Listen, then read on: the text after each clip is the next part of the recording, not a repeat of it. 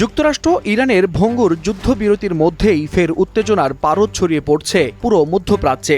ইরানে বড় আকারে ইসরায়েল মার্কিন হামলার প্রস্তুতির খবর ঘুরপাক খাচ্ছে আন্তর্জাতিক গণমাধ্যমে। এমন এক সময় শান্তি আলোচনা বাদ দিয়ে ত্রিদেশীয় সফরে বের হয়েছেন ইরানের পররাষ্ট্রমন্ত্রী আব্বাস আরাকচি। ফলে প্রশ্ন উঠছে, তবে কি নতুন করে যুদ্ধের মোড় ঘোরাতে কূটনৈতিক তৎপরতা জোরদার করছে তেহরান?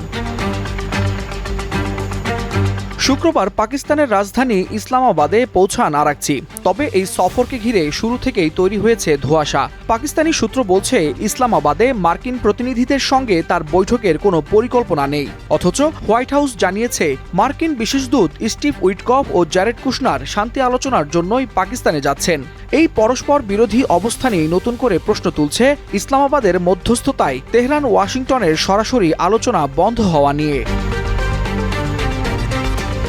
এদিকে সামাজিক যোগাযোগ মাধ্যমে আব্বাস আরাকচি নিজেই জানিয়েছেন, পাকিস্তানের পর তিনি যাবেন ওমান ও রাশিয়ায়। ইরান বলছে এটি দ্বিপাক্ষিক সফর, প্রতিবেশী দেশগুলোর সঙ্গে যুদ্ধ পরিস্থিতি নিয়ে আলোচনা করাই এর লক্ষ্য।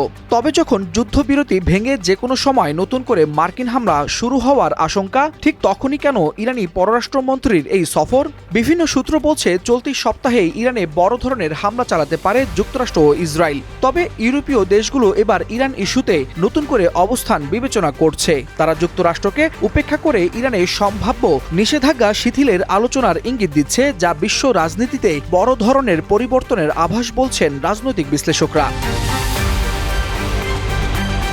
যুদ্ধবিরতির ভঙ্গুর বাস্তবতায় কূটনৈতিক দাবা খেলায় নেমেছে তেহরান। এই ত্রিদেশীয় সফর শান্তির পথে অগ্রযাত্রা নাকি আসন্ন বড় কোনো সংঘাতের পূর্ব প্রস্তুতি, তা স্পষ্ট না হলেও মধ্যপ্রাচ্যের এই সংকট বিশ্ব রাজনীতির গতিপথ বদলে দিতে পারে বলে ধারণা করছেন বিশেষজ্ঞরা।